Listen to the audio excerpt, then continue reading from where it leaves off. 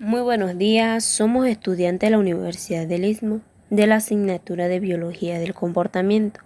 En este trabajo analizaremos los fundamentos de la evolución y la genética y cómo influyen en nuestra conducta. Mi nombre es Susel Jaén y me corresponde explicar la teoría de Charles Darwin y la selección natural.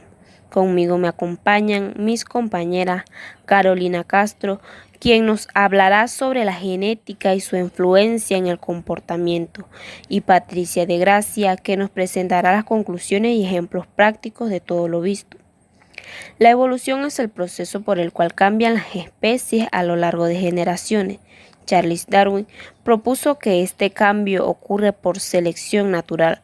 Aquellos individuos con características que les influyan a vivir en su entorno tienen más probabilidades de sobrevivir y pasar esas características a sus descendientes. Por ejemplo, en las Islas Galápagos observó que los pinzones tenían picos distintos según lo que comían. Con el tiempo, solo los que tenían el pico adecuado se reproducían.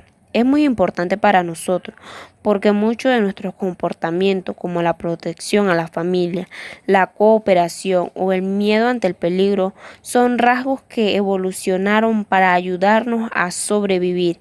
Entender esto nos da una base sólida para analizar por qué actuamos y cómo lo hacemos. A continuación, mi compañera. Hola a todos, mi nombre es Carolina y como vimos anteriormente, Darwin explicó cómo las especies evolucionan mediante la selección natural. Sin embargo, todavía quedaba una pregunta muy importante. ¿Cómo se transmiten esas características de una generación a otra? Esa respuesta la dio Gregor Mendel, considerado el padre de la genética moderna. Mendel realizó experimentos con plantas de guisantes y descubrió que las características hereditarias se transmiten mediante unidades que hoy conocemos como genes.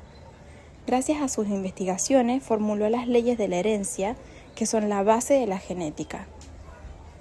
La primera ley establece que cada individuo hereda un gen de cada progenitor para una misma característica, y que cuando ambos genes son diferentes, el gen dominante es el que se expresa, mientras que el recesivo puede permanecer oculto.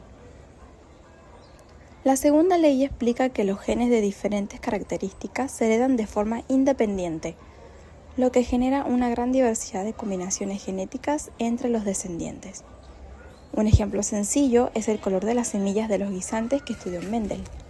Al cruzar las semillas amarillas, que representan un rasgo dominante, con las semillas verdes, que corresponden a un rasgo recesivo, observó que la primera generación era completamente amarilla.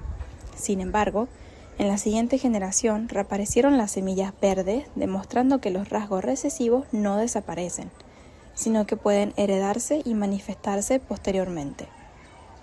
Además de comprender cómo se heredan los rasgos, también es importante conocer cómo esa información genética se utiliza dentro de las células.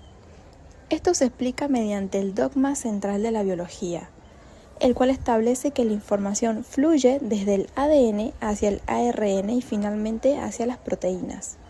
El ADN almacena toda la información genética heredada de nuestros padres, mientras que el ARN actúa como intermediario para que esa información sea utilizada en la producción de proteínas. Estas proteínas son fundamentales para el desarrollo y funcionamiento del organismo, incluyendo el sistema nervioso. Por ello, tanto el ADN como el ARN participan indirectamente en características relacionadas con el comportamiento humano.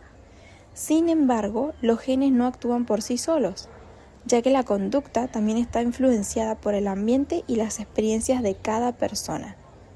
A continuación, mi compañera explicará cómo interactúa la genética y el ambiente en el comportamiento humano. Buenas tardes, profesora. El punto que me tocó es la argumentación genética del comportamiento y la interacción entre la biología y ambiente.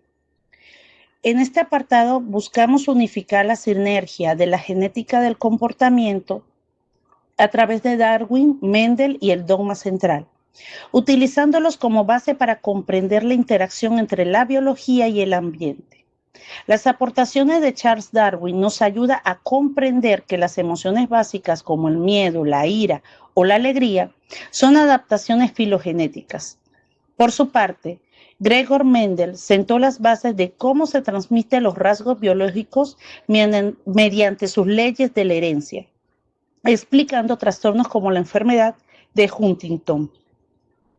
Por otro lado, el dogma central de la biología nos aporta información sobre cómo fluye la información genética.